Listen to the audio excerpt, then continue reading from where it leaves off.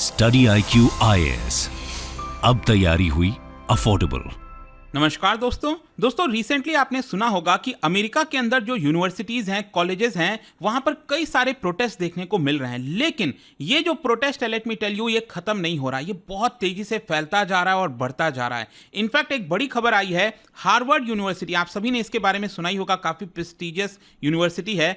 वहां पर एक जगह पर हमेशा से अमेरिका का झंडा लगा करता था, उसको हटाकर इन्होंने पैलेस्टीनियन का भी झंडा लगा दिया। ये खबर आप देख सकते हो, Palestinian flag raised at Harvard as protest intensify at US universities। तो इसके बारे में हम डिटेल से जानेंगे कि एग्जैक्टली हो क्या रहा है, और मैं आपको एग्जैक्टली बताऊंगा कि यहां पर डिमांड क्या है, ये जो प्रोटेस्टर्स हैं वो एग्जैक्टली चाहते क्या, और इसके साथ साथ भारत का जो रिस्पॉन्स आया है वो भी बहुत अलग है। इन सारी चीजों को लेकर काफी कुछ आपको जानने को मिलेगा। चलिए आगे बढ़ते हैं, लेकिन उससे पहले ध्यान रखिएगा, आप में से जो भी लोग यूपीएससी की प्रिपरेशन कर रहे हैं, आप हमारे जीएस फाउंडेशन बैच को ज्वाइन कर सकते हैं, या फिर ऑप्शनल के कोई भी बैचेस लेना चाहें, ये सबसे अच्छा मौका है, क्योंकि सुपर लर्निंग डेज के तहत आपको मैक्सिमम डिस्काउंट मिलेगा by using the code Ankit live. ये आप हमारे वेबसाइट ऐप पर जाकर या फिर कमेंट सेक्शन में लिंक है, वहां पर जाइए एंड ये कोड इस्तेमाल करके आप मैक्सिमम डिस्काउंट ले पाएंगे। और इसके अलावा अगर आप एमसीक्यूज अटेम्प्ट करना चाहते हैं तो मेरे इंस्टा पेज पर जाइए, वहां पर स्टोरीज में जितने भी एमसीक्यूज हैं उसको भी आप अटेम्प्ट कर सकते हैं।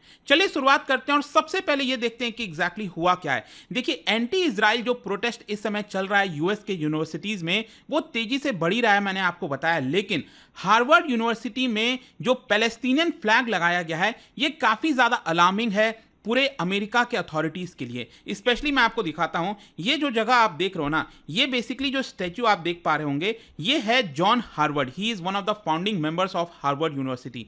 तो वहां पर क्या है कि हमेशा से जो अमेरिका का झंडा था वो लगा करता था, ये उसी के लिए रिजर्व था। उसको हटाकर, जैसा कि आप देख सकते हैं, जो प्रोटेस्टर्स हैं उन्होंने पैलेस्टीनियन जो फ्लैग है वो वहां पर लगा दिया। और बेसिकली ये पूरा डेमोन्स्ट्रेशन जो गाजा वॉर इस समय चल रहा है उसको लेकर किया जा रहा है। और साथ ही साथ जैसा मैंने आपको बताया कि अमेरिका के कई सारे जो बहुत नामी यूनिवर्सिटीज हैं, अक्सर लोग वहां पर जाने के लिए तरसते हैं, उस तरह के यूनिवर्सिटीज में आपको ये सारी चीजें देखने को मिलेंगी। इनफैक्ट यहां पर बताया जा रहा है स्टूडेंट्स के द्वारा कि हार्वर्ड कैंपस में लगभग 3 जगह इस तरह के जो पैलेस्टीनियन फ्लैग्स हैं वो यहां पर लगाए गए हैं। और जो हार्वर्ड यार्ड ऑपरेशन स्टाफ के द्वारा जब ये फ्लैग को हटाया जा रहा था, तब यहां पर लोग शाउट कर रहे थे शेम, उसके बाद फ्री फ्री पैलेस्टीन, इस तरह के जो नारे हैं वो लगातार लग रहे थे। यहां पर आप देख सकते हो, जो स्पोक्स पर्सन है हार्वर्ड के, उनका कहना है कि जो भी ये इंसिडेंट हुआ है यूनिवर्सिटी कैंपस पर, it is violation of university policy. और इसके अलावा बोला गया है कि जो भी इंडिविजुअल्स इसके अंदर शामिल हैं उनके ऊपर बड़ा एक्शन लिया जा रहा है। वैसे मैं आपको बता दूं, 18 अप्रैल से ये पूरा प्रोटेस्ट अमेरिका के अंदर जो स्टार्ट हुआ है, उसके बाद से लेकर अभी तक अगर आप देखोगे तो लगभग 900 से ज्यादा स्टूडेंट्स उनको अरेस्ट किया जा चुका है। सैटरडे को अकेले, मतलब जस्ट 1-2 दिन पहले आप देखिए, 275 लोगों को अरेस्ट किया गया अलग अलग यूनिवर्सिटी से। खैर, यहां पर आपको याद होगा काफी सारी खबरें भी आ रही थी कि इंडियन ओरिजिन के जो स्टूडेंट हैं वो भी इसके अंदर शामिल थी, उनको भी अरेस्ट किया गया है। ये काफी ज्यादा न्यूज में चल रहा था। लेकिन क्वेश्चन यहां पर यह है कि आखिरकार जो स्टूडेंट्स हैं वो प्रोटेस्ट क्यों कर रहे हैं। यहां पर आपको पता ही होगा कि 7 अक्टूबर को जो हमास के द्वारा और इजराइल के बीच में जो पूरा वॉर स्टार्ट हुआ, हमास ने सबसे पहले जो अटैक किया था उसकी वजह से इजराइल में लगभग 1200 लोगों की मृत्यु हुई थी। और उसके रिटेलिएशन में इजराइल ने अभी तक रिटेलिएशन खत्म नहीं किया, और देखिए 34,000 से ज्यादा जो पैलेस्टीनियंस हैं वो मारे गए हैं। तो उसके बाद से अमेरिका की यूनिवर्सिटीज में छोटे स्तर पर ही सही, लेकिन थोड़े बहुत प्रोटेस्ट देखने को मिल रहे थे। लेकिन पिछले 2 हफ्ते से अगर आप देखोगे वहां पर कैंपसेस में ये जो पूरा टेंशन है वो और ज्यादा, बहुत ज्यादा बढ़ गया है। यहां पर अलग अलग चीजें बताई जा रही हैं। जो प्रोटेस्टर्स हैं वो कह रहे हैं ऑक्यूपाई वॉल स्ट्रीट 1980s का जो एंटी अपार्थेड मूवमेंट है उसकी याद दिलाता है। इसके अलावा वियतनाम वॉर को लेकर जो प्रोटेस्ट हुआ था अमेरिका यूनिवर्सिटीज में, वहां पर भी इस तरह की चीजें अब जाकर आपको देखने को मिल रही हैं। अक्टूबर से लेकर अभी तक अगर आप देखिए तो यूएस कैंपसेस पर कई सारे रैलीज, हंगर स्ट्राइक, कई इस तरह की चीजें आपको देखने को मिलेंगी। अगेन आप देख सकते हो इस मैप में, अमेरिका में जहां जहां पर बड़े बड़े यूनिवर्सिटीज हैं वहां पर इस तरह के सभी प्रोटेस्ट, चाहे वो ईस्टर्न वाला साइड हो, न्यूयॉर्क वाला साइड हो, या फिर कैलिफोर्निया में यहां पर वेस्टर्न वाले साइड में जितने कैंपसेस हैं वहां पर आपको ये प्रोटेस्ट देखने को मिल रहा है। अब क्वेश्चन यहां पर यह है जो आपके मन में आना चाहिए कि आखिरकार ये जो प्रोटेस्टर्स हैं उनका डिमांड क्या है, वो प्रोटेस्ट कर क्यों रहे हैं, और अमेरिका में प्रोटेस्ट करने से क्या हो जाएगा? देखो यहां पर आपको एक चीज समझना है। बेसिकली अगर आप देखोगे ये जितने भी बड़े यूनिवर्सिटीज हैं ना, वहां पर जो स्कॉलरशिप फंड दिया जाता है, कई सारे लैब्स रिसर्च के लिए इन्वेस्टमेंट किया जाता है, ये पैसा आता कहां से, मैं आपको बताता हूं। देखिए ये जो बड़े बड़े यूनिवर्सिटीज हैं उनके पास काफी सारा जो पहले से पैसा रखा हुआ है। ये पैसा इन यूनिवर्सिटीज ने क्या किया है, इन्वेस्ट किया हुआ है अलग अलग कंपनीज में। जो बड़े बड़े कंपनीज हैं ना, बेसिकली चाहे अमेजॉन हो गया, माइक्रोसॉफ्ट हो गया, इसमें इन्होंने इन्वेस्ट किया हुआ है। इससे क्या होता है, इन्वेस्टमेंट से इनको बहुत सारा डिविडेंड पैसा रिटर्न में आता है। तो ये वाला जो पैसा ये लोग क्या करते हैं कि अमेरिकन यूनिवर्सिटीज के रिसर्च लैब में, स्कॉलरशिप फंड में ये तो निवेश करते ही हैं, लेकिन जैसे इजराइल हो गया, दुनिया के अलग अलग हिस्से में भी ये लोग भेजते हैं। फिर इसके साथ साथ आपको पता है ये जो कंपनीज की मैंने बात की, अमेजॉन, माइक्रोसॉफ्ट, इनका काफी सारा प्रेजेंस जो है वो इजराइल के अंदर भी देखने को मिलता है। तो यहां पर जो स्टूडेंट्स का ये कहना है सबसे ज्यादा वो ये है कि आप ये जो पैसा निवेश करते हैं बड़े बड़े कंपनीज के अंदर, ये कंपनीज को काफी ज्यादा फायदा होता है इजराइल से, तो ये लोग इजराइल में पैसा निवेश करते हैं। तो हम चाहते हैं कि ये जो कैंपसेस हैं, यूनिवर्सिटीज हैं, वो अपना पैसा इन कंपनीज में निवेश ना करें, वहां से अपना पैसा हटा लें, ताकि इस पैसे से इजराइल में ग्रोथ ना हो। आ रहा है समझ में? तो ये वाली जो चीजें हैं वो डिमांड किया जा रहा है प्रोटेस्टर्स के द्वारा कि यूनिवर्सिटीज अपना पैसा इन जो कंपनीज में लगाते हैं वो पैसा अपना निकाल दिया जाए। अब इसको लेकर क्या हुआ था, कोलंबिया यूनिवर्सिटी, वहां पर इसको लेकर एक रेफरेंडम भी हुआ। बेसिकली इस रेफरेंडम में वोटिंग कराया गया स्टूडेंट से, और यहां पर आप देख सकते हो 3 बड़े क्वेश्चन पूछे गए। यहां पर पूछा गया कि should divest financially from Israel, मतलब क्या यहां पर जो यूनिवर्सिटीज हैं उनको अपना पैसा उन कंपनी से निकाल देना चाहिए, पहला क्वेश्चन था। फिर दूसरा था क्या टेल अवीव ग्लोबल सेंटर को कैंसिल कर देना चाहिए। बेसिकली कोलंबिया जो यूनिवर्सिटी है उनके करीब 11 ग्लोबल सेंटर्स खुल रहे हैं अलग अलग दुनिया के कोने में, तो उसमें तेल अवीव भी है, इजराइल के अंदर भी है।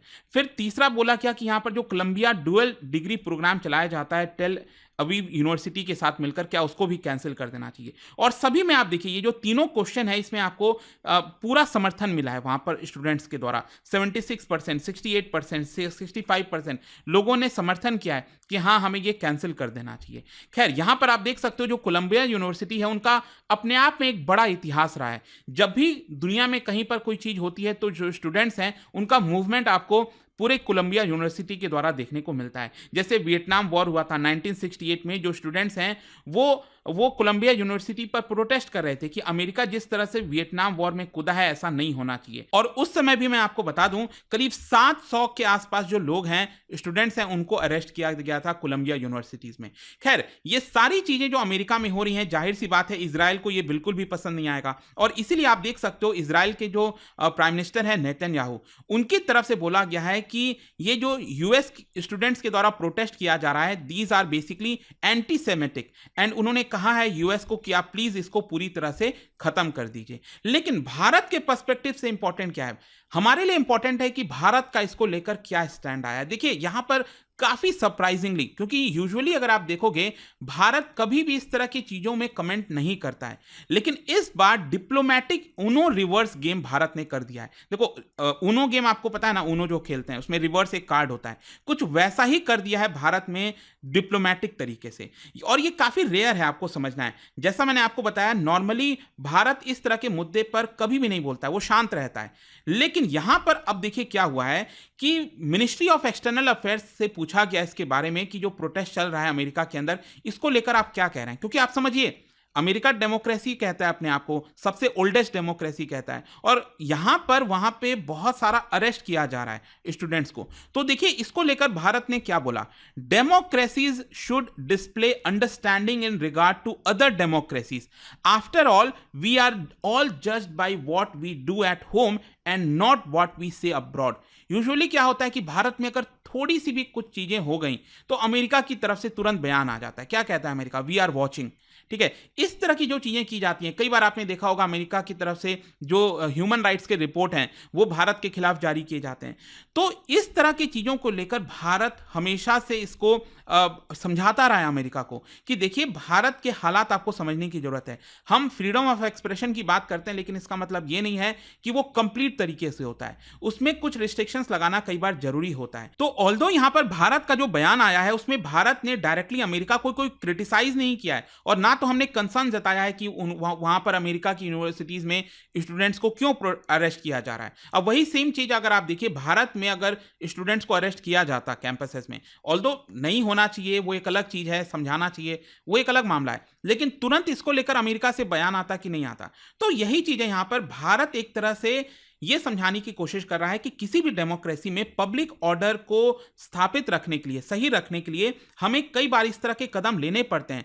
तो अमेरिका को यह चीज समझनी पड़ेगी इस एक्सपीरियंस से कि उसके देश में भी यह हो सकता है। वो बार बार जो बयान करता है भारत और बाकी डेमोक्रेसीज को लेकर, कहीं ना कहीं वो सही नहीं है। तो ऑल्दो भारत का ये जो बयान है अमेरिका को लेकर, इससे ऐसा नहीं है कि भारत और अमेरिका के रिश्ते खराब हो जाएंगे, लेकिन आपको मैं याद दिलाता हूं ब्लैक लाइव्स मैटर मूवमेंट पूरा चला था जिसमें यहां पर एक ब्लैक मैन को पुलिस ने मार दिया था, राइट। तो उसको लेकर आपने देखा होगा कितना सारा प्रोटेस्ट हुआ, भारत ने कुछ नहीं बोला उसको लेकर। यूरोप के अंदर कई सारे देशों ने यूएस को क्रिटिसाइज किया, चाइना ने क्रिटिसाइज किया, लेकिन फिर भी भारत ने नहीं बोला। लेकिन यहां पर जब भारत को लेकर कई सारी रिपोर्ट्स जारी की गई, यूएस ने क्वेश्चन किया भारत के फ्रीडम को लेकर, फ्रीडम ऑफ एक्सप्रेशन को लेकर, तब भारत ने हिट बैक किया था। और देखिए ये रिस्पांस आपको समझना है, इस बार जो रिस्पांस है भारत का, ये कोई छोटे लेवल से नहीं आ रहा है, आपको टॉप लेवल से ये रिस्पांस देखने को मिलेगा। जैसे हमारे फॉरेन मिनिस्टर एस जयशंकर साहब ने रिसेंटली जिस तरह के कवरेज की जा रही थी वेस्टर्न कंट्रीज के द्वारा, उनके मीडिया के द्वारा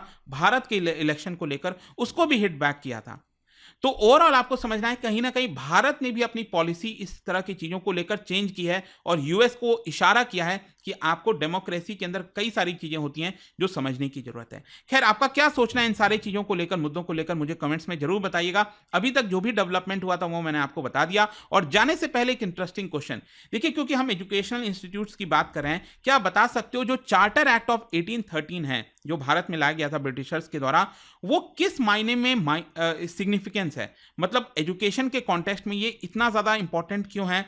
इन ऑप्शंस में से आपको बताना है। इसका राइट आंसर आप सबको पता है, मेरे इंस्टाग्राम पर तो मिलेगा ही, वहां पर अगर आप नहीं हो कोई बात नहीं, टेलीग्राम से ले सकते हैं इसका सही उत्तर। मैं कई सारे जो एमसीक्यूज हैं वो यहाँ पर स्टोरीज में डालता रहता हूँ। अगर आपको पीडीएफ ये तो टेलीग्राम पर आइए, अलग अलग सोशल मीडिया पर आप जुड़ पाओगे। और जैसा मैंने आपको बताया, अगर आप यूपीएससी की तैयारी कर रहे हैं, कोई भी बैच चाहते हैं, you can just use this code Ankit live to get maximum discount. And I hope की वीडियो आपको पसंद आया होगा। मिलता हूं आपसे next time. Till then, thank you very much, see you soon. Study IQ IAS, अब तैयारी हुई अफोर्डेबल।